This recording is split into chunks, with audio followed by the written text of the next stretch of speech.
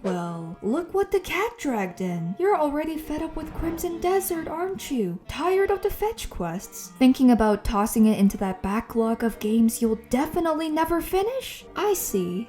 You lack fortitude, and honestly, big mistake, because I used to be just like you, back in the olden days. A week ago, I thought the game was slow. I thought the story was weak. I was this close to quitting. But somewhere along the way, the game took me hostage, dragged me into its world for hours and made me realize something. What I thought was just a dull stone was actually a diamond. Hey, I'm the Global Cherry, and today we're talking about why quitting Crimson Desert early is a huge mistake. If you enjoyed the video, make sure to leave a like and subscribe when it's over.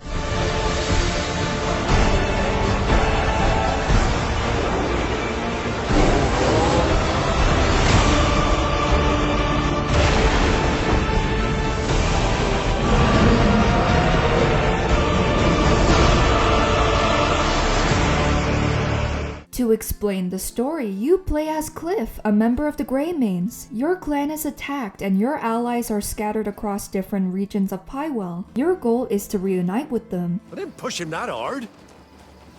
Fuck off! Go away! Rebuild your home in Howling Hill, and take down the threat that tore you apart. It sounds interesting at first, but I started questioning things I felt didn't contribute to the narrative. Why am I looking for a farmer's cows? Why am I finding Wooly the sheep for this boy? Why am I making fish porridge for a stranger? Why am I cleaning someone else's chimney? What the hell is that child doing? It all feels random. For those looking for an escape, it can turn them off. I would have been one of those people. I couldn't even sit through all of Assassin's Creed Valhalla. Someone told me it gets good 20 hours in. I still didn't like it. We should never see Yoda's better than... But I'm glad I didn't give up on this. If you drop this game, I get it. But give it another chance, it gets better and it rewards you for learning its systems. And that's where the fun begins. This game opens up into a full power fantasy. You unlock abilities, upgrade gear, and start to understand how everything connects. The world is massive and genuinely beautiful. From the bustling city of Hernan to the cold Everfrost to the Crimson Desert itself to Demenesis where... Wait, why is everyone attacking me? Hey yo, what did I do? I just breathed. Oh, I forgot to sheath my sword. If she breathes, she's a thought! The world feels alive. Every city has people with stories. While traveling, you can run into anything. A carnival, a church, or a morgue filled with booby traps. Heh, booby. You can hunt, you can fish. Sir, you're fusing with me. At least let's get dinner first. And there's nothing more comforting than fishing with friends. Oh, here's more of them right now. Wait, why is everyone running? Oh, they're not friends. That sense of the unknown is what makes this game special. You might stumble on a hidden chest that gives you gear for your next fight, or spend hours searching for a mystical sword behind a waterfall, or a shield. It promises a lot and it actually delivers. The best part is that the game does not hold your hand.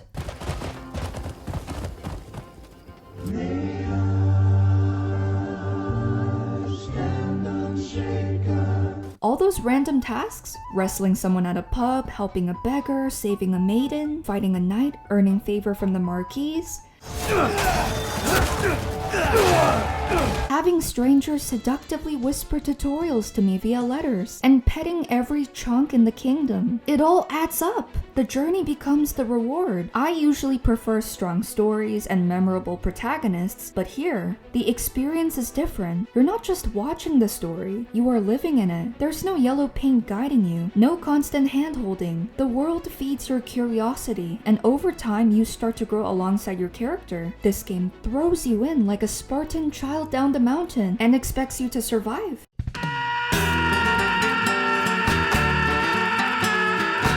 And when you do, you get stronger. I barely watched any marketing for this game, even with mixed reviews. Something told me to give it a chance, and I'm glad I did, because I never really understood the negativity. Now that I played through a portion of it, the only criticism I had was that bandits seem to automatically attack you even if you sneak around them. I saw IGN give this game a 6 out of 10, which was my first clue that it's actually a masterpiece. Look, if a professional is complaining that a game is too complex, that's usually a universal signal that it's doing something right. It's like a reverse psychology recommendation. If they're confused, I'm probably going to have a great time. There is so much to do, and a lot of the quests are genuinely well written. Of course, not everything is perfect. Some side quests are boring, but on a positive note, you do not run into them constantly, which helps. And honestly, talking about this game makes me want to go back. Some reviews mention janky controls, and yes, it takes time to adjust, but once it clicks, the combat is fun. You start thinking about positioning. You learn your tools. On the controller, square is jump or climb. L1 and R1 will blind your enemies, and holding R1 will allow you to repeatedly attack. Still with me?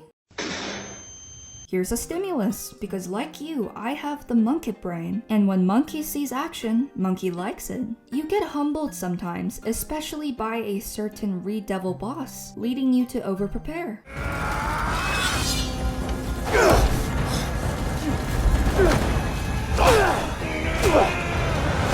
You unlock abilities via abyss artifacts, upgrade weapons via a blacksmith, cook food with buffs, take on bounties. Well, fuck you. Craft revival items like Palmer pills, and slowly master the systems. You also need to earn extra storage space by helping the residents in order to collect more items. Even the little details stand out, like camera angles. Why is my character looking at me like that? No.